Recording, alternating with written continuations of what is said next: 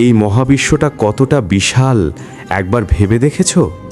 সেখানে কোটি কোটি ছায়াপথ, হাজারো নীহারিকা আর অগণিত নক্ষত্রের এক অন্তহীন মেলা।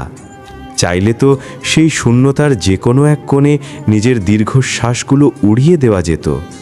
চাইলে ওই নক্ষত্রদের ধুলোয় মিশিয়ে দেওয়া যেত বুকের ভেতর জমে থাকা সবটুকু ভারী পাথর।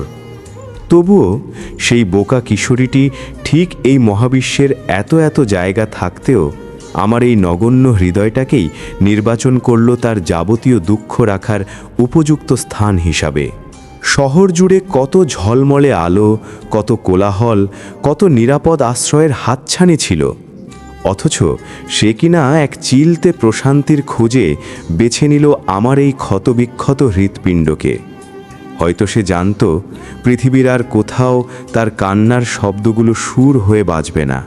হয়তো সে বুঝেছিল এই মহাবিশ্বের কোনো কৃষ্ণগহ্বরও তার বিষণ্ণতাকে অতটা নিবিড়ভাবে গ্রাস করতে পারবে না যতটা আমার ভালোবাসার গভীরতা পারে।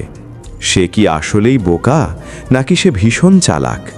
সে তো জানে তার দেওয়া ওই এক একটি দুঃখ আমার কাছে অমূল্য রত্নের মতো।